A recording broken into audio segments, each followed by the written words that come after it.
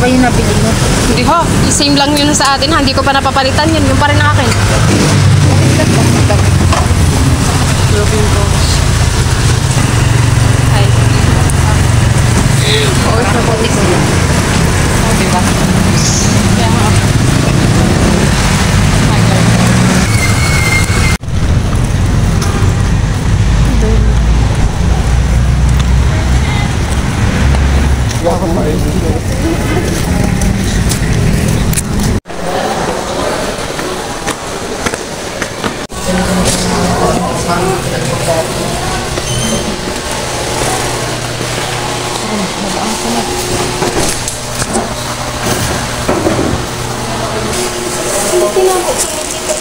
Padali na lang natin to.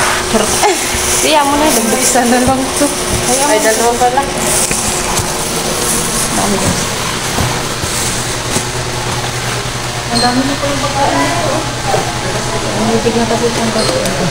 Ang galing naman yan. Hindi, narasyon. Rasyon, naipon? Anong iuwi sa pawahan?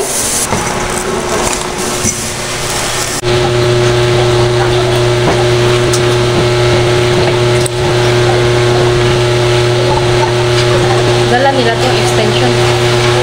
Ha? Dala electric fan tsaka dala pa. Pati extension. Wala pala sarili dito. Ay, masaksakan. Kasi hindi naman ako. Saan mo itong panala mo kayo kumot? Wala po kayong kumot. Tawagin ko lang natin kung yung ano yung bantan.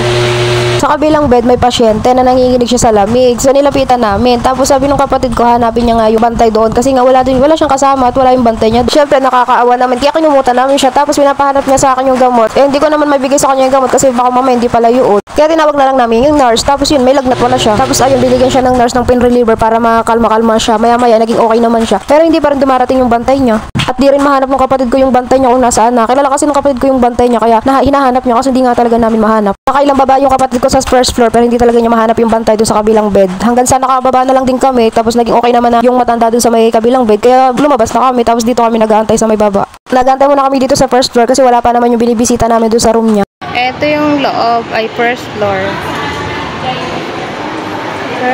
Alas 12 na to ng gabi at pauwi na kami. Habang nag-aantay kami sa aming sundo ay dito kumain muna kami ng lugaw. Magpapasundo kami dito banda sa bayan. Tapos nakakita kami ng kainan ng lugaw kaya nga kumain kami habang nag-aantay kami sa aming sundo. Alas 12 na rin kasi ng gabi kaya wala na masyadong tricycle pauwi sa amin. Kaya nagpasundo na lang kami. So habang nag-aantay kami kumain muna kami ng lugaw. Medyo maambon din yan. Tapos gutom din kami dahil nga naglakad kami mula doon sa ospital hanggang dito sa bayan. Gutom ang mga person. Yun lang guys. Thank you for watching. See you in the next video.